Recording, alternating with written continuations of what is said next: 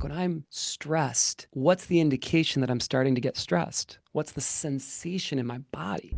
He's a very clear communicator about the impacts of how mindfulness plays out in leadership, like why it matters in peak performance, in leadership, in doing good work. What is the connection?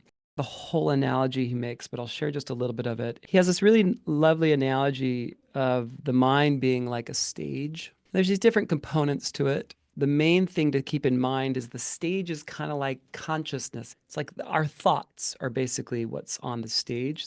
Scientists call this working memory. We used to call it short-term memory, but it's kind of like the scratch pad of your mind. It's like and so if you think of actors representing bits of information or sentences or thoughts, it gives you the right kind of connection to the metaphor. Now, this isn't Carnegie Hall. This stage is quite small. In fact, we used to think you could fit 7 actors on this stage, but we've now reduced that. The scientists have reduced it to 4. So you can only fit a few actors on that stage. So if I have a grocery list coming home and I just try to remember, I just got to pick up a few things: bananas, milk, broccoli, some ragu, sauce, and some pasta. And then I'm like, okay, yeah, I can almost keep that. That's just at the outer limit of what I'm probably going to be not forget. But then I'm like, oh shoot, I got to get some Tylenol. And some family member wanted some energy bars or something, some granola bars.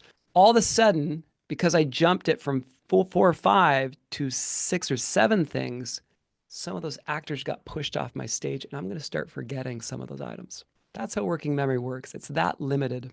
And so as new pieces of information jump onto my stage, others get shoved off because you can only hold so much in your mind at a given time. So the stage, it is a stage, but it's like the size of a stage, like in a child's bedroom. It's a very small stage. Now, there's other elements to the metaphor.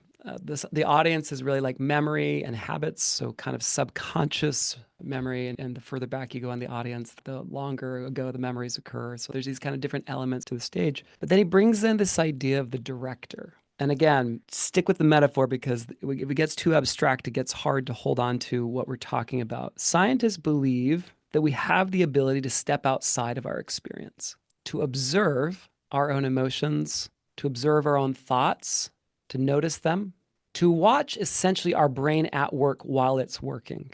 So it's not only that we know about the brain and how it works, and that's partly what we're learning in this class, but it's also that we can actually step outside of our experience and kind of watch. Like I can be like, wow, I'm really angry right now. Like I can be angry and also be like, wow, I'm really angry. Like I can do both things kind of simultaneously. That's a pretty awesome ability we have as humans to step outside of our experience. There's lots of words for this. Certainly the most popular one is mindfulness, that we're aware about our own thoughts. We're seeing our thoughts go by. We're feeling a big emotion. Maybe it's fear or anxiety or anger. And we're not exactly like just in a moment of upset, but we kind of have this ability to pull back, even if it's ever so slightly, and kind of notice the feeling. Where are you feeling upset? If I feel stress in my chest, I feel it right here.